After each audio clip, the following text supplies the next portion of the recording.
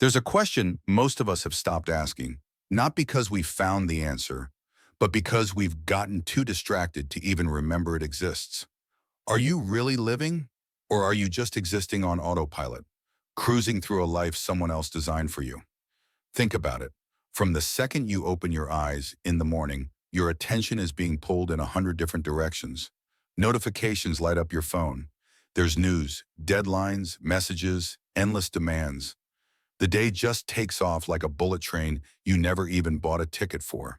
And yet, there you are, white-knuckling the rails, pretending you're the one in control, the one driving.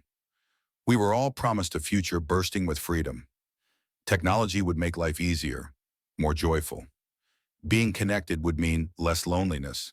And if you just followed the steps, study hard, land the job, buy the right things, climb the right ladders, you'd eventually reach that distant, shimmering goal called happiness. But somewhere along the way, you started to notice the cracks in that story. The more you bought, the emptier you felt. The more you achieved, the more peace seemed to slip further away. You have access to everything now: information, entertainment, people, even entire communities at your fingertips. But you still feel starved for something you can't quite name. And here's the thing, that's not an accident.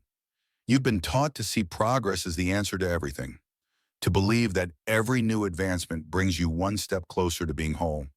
But nobody told you that some of those same advancements can quietly hollow you out from the inside. We live in a world where silence is almost unbearable. Stillness feels suspicious. Your self-worth gets measured in metrics: followers, likes, income, productivity. You're nudged every single day to perform, to optimize, to consume. Because if you ever stopped, even for a second, you might remember something dangerous: that you're more than just a machine. That memory is a threat to a system that depends on you forgetting it. The discomfort you feel, the one you've been trained to drown out with endless distractions, isn't your enemy. On the contrary, it's your soul's way of resisting a role it never agreed to play. It's a signal, like a flashing warning light, that your inner world is suffocating under layers of noise, expectation, and false identity. Every scroll, every purchase, every new notification is designed to keep that voice quiet. Because if you really heard it, you'd start asking uncomfortable questions. You'd stop running. You'd start waking up. There's a kind of exhaustion that no amount of sleep can fix. It's a kind of spiritual tiredness that comes from living a life that doesn't really belong to you. Most people never stop long enough to notice it. They just keep moving faster, chasing a version of happiness that's sold to them like the latest product. But speed isn't clarity. Going faster doesn't mean you have purpose, and you can only outrun yourself for so long. Let me ask you something you probably haven't thought about in a while. If nobody was watching, if there were no likes, no applause, no judgment, what would you actually do with your life? Not what sounds cool on a resume, not what your friends or family expect, but what you would do if all the noise disappeared. If that question stings a little, that's good. That sting is the beginning of truth. And the truth is that the life you've been living might not actually be yours. Here's where the illusion gets even deeper. Modern life doesn't just distract you. It convinces you that the distraction is the whole point. It rewards busyness over depth, noise over reflection, appearance over authenticity. The game isn't to wake up, it's to play along. Smile for the camera, chase the next goal, collect experiences like trophies and post them as proof that you're winning. But inside, there's still this sense that something isn't right. And when the music stops, when the phone finally dies, when the room goes quiet, you're left with a question you were never trained to answer. Why do I feel so empty, even when I've done everything right? That's the paradox they've built around us. A life where you have more than ever, and yet feel less alive than ever. You're told that comfort equals fulfillment.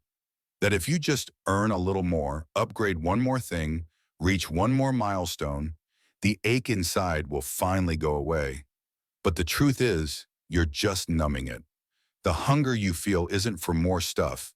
It's for meaning, for purpose, for connection that can't be bought, performed, or posted. You weren't put here to chase validation like it's some kind of currency. You're here to live a life that feels real, down to your bones, even when no one else sees it. But here's the hard truth. That kind of life doesn't come from running faster. It comes from stopping completely. From stepping off the treadmill, not to escape the world, but to finally start engaging with it on your own terms, not the ones handed to you. Your power begins in stillness, in resistance, in questioning everything you were told you had to be. Because if you don't stop and choose your path, the world will choose it for you. And the world doesn't care about your peace. It only cares that you keep moving, keep consuming, keep producing. Today, there's nothing more radical than choosing not to perform, to walk away from the stage, from the pressure, from the carefully curated self you've rehearsed for so long. There's no louder rebellion than choosing silence over spectacle, presence over productivity, authenticity over applause. And yes, it'll feel uncomfortable at first, like you're standing naked in front of a world that only accepts masks. But slowly that discomfort transforms. It turns into clarity, then into courage. And finally, it becomes the space where your true self starts to breathe again. You've spent years becoming someone the world would accept. Now it's time to become someone you can actually live with. Not the version chasing trends or status or relevance, but the version that knows how to sit with pain, how to honor joy, how to listen when your soul whispers instead of shouts. Because that whisper, that's where your real life begins. And once you start hearing that whisper, really hearing it, everything begins to shift. You start to see the patterns for what they are. Not absolute truths, but cleverly disguised traps. The constant sense of urgency, the fear of missing out, the polished lives flashing across your screen. None of these are reflections of reality. They're all part of a mechanism meant to keep you distracted from your own life. You begin to realize just how easily you've handed over your sense of worth. To jobs, to the opinions of strangers, to algorithms you'll never meet. You start to see how much of your time, energy, and spirit you've given away to things that never loved you back, that never really cared about who you are beneath the surface. Here's the big revelation. None of what they give you was ever meant to fill that emptiness inside. It was only meant to keep you chasing. Because as long as you're chasing, you are predictable. As long as you're chasing, you won't ever stop long enough to ask the most dangerous question of all. What if I already have everything I need? Not in some material sense, but in a deeper way. The ability to choose, the power to redirect, the right to walk away. Freedom was never about being able to do whatever you want, whenever you want. Real freedom, true freedom, is living a life where you don't have to abandon your real self in order to survive. And that kind of freedom, honestly, is terrifying because it asks more of you than just rebellion. It asks for responsibility. It asks you to stop blaming the system for every lost minute, every wasted year. It requires you to reclaim your time, not just as hours on a clock, but as sacred ground. Your life, minute by minute, breath by breath. That is your real currency. Not money, not fame, not follower counts. Your presence, your ability to be fully here, to actually inhabit your own existence. Because the system can take almost anything from you, but it can't steal what you fiercely protect, your awareness, your intention, your alignment. So what now? You pause, you reflect, you begin the slow, quiet work of becoming real again. You make time for silence, even if it's uncomfortable. You allow yourself to feel the discomfort you used to drown out with distractions. You reconnect with your breath, with your body, with people, not through screens, but through real, honest presence. You forgive yourself for the years spent sleepwalking. You weren't lazy, you weren't broken, you were just lost in a world designed to keep you that way. But now you see the map for what it is, a distraction, and you choose instead to follow a compass, one that was always inside you. Maybe it's a little rusty, maybe it's been buried under years of noise and expectation, but it's yours. And maybe that's the point of all of this, not to run away from modern life, not to live in a web or reject every convenience, but to move through this world with your eyes wide open, to use the tools but never let them use you, to remember that the real purpose of life isn't to be efficient, but to be alive, not to impress but to feel, not to win but to exist fully, honestly, even if it's messy, even if it's imperfect. Because at the end of the day, the life that matters most isn't the one that collects the most attention, but the one that feels the most true.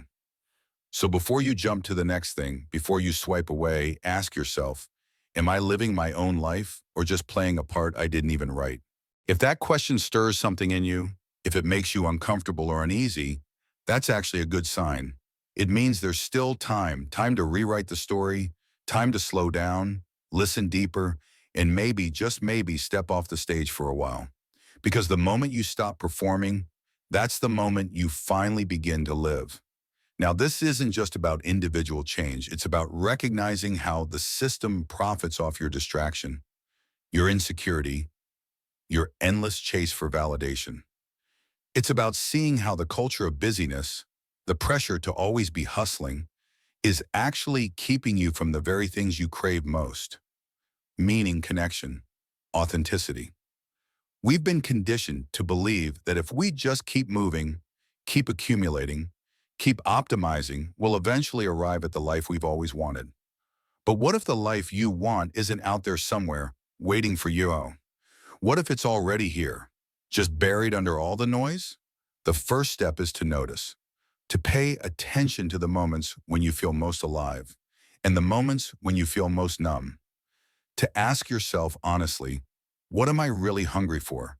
Is it more stuff, more recognition, more achievements? Or is it something deeper, something that can't be measured, bought, or displayed? When you start tuning into those quiet moments, when the world around you finally stops shouting, you realize how rare and precious they are. That's where your real life happens, in the pauses, in the breaths between all the doing and producing and performing. It's in those moments that you start to remember who you really are, before the world told you who to be.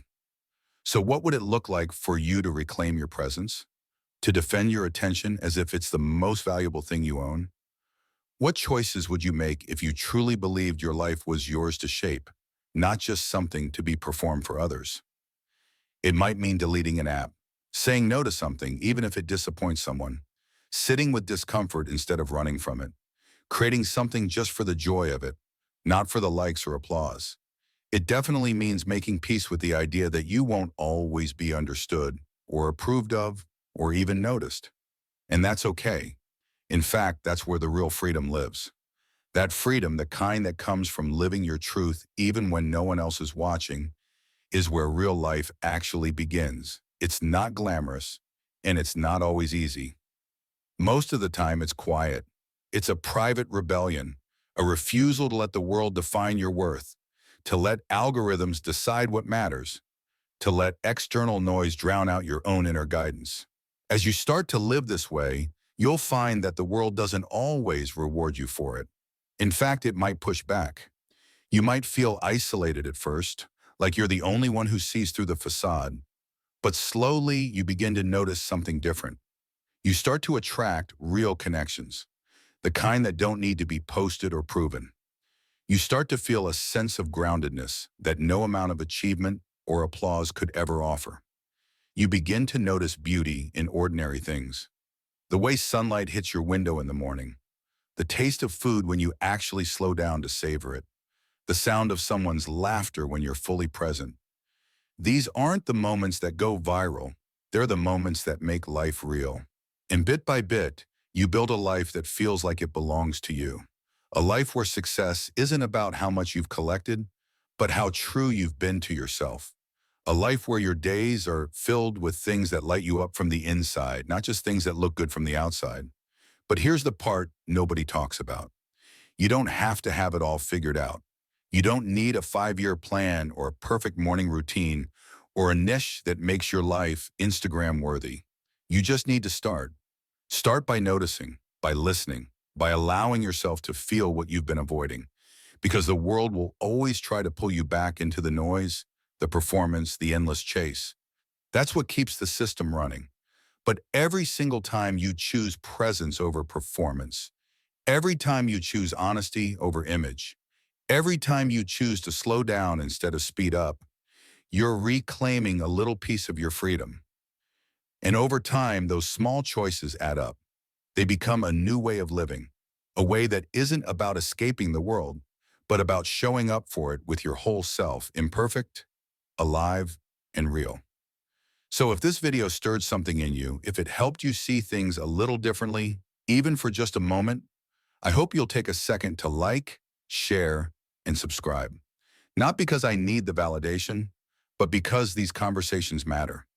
Because maybe, just maybe, someone else out there needs to hear this too. We're all in this together, trying to remember what it means to be fully alive in a world that profits from our distraction.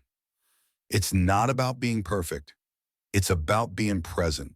It's about asking the hard questions, even when the answers are messy or uncomfortable.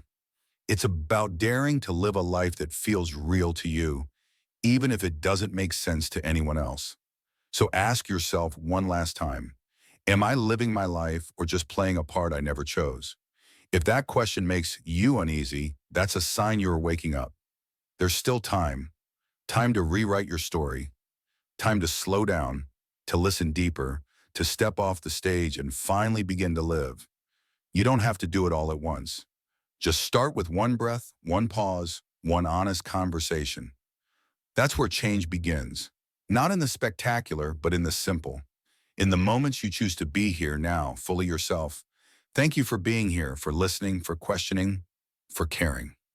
If you're ready to keep exploring what it means to live with intention, to reclaim your attention, to build a life that's truly yours, make sure you're subscribed. Share your thoughts in the comments. I'd love to hear your story. Remember, the life that matters most isn't the one with the most applause or the biggest audience. It's the one that feels true from the inside out, and you have everything you need to begin living it right now. See you in the next one.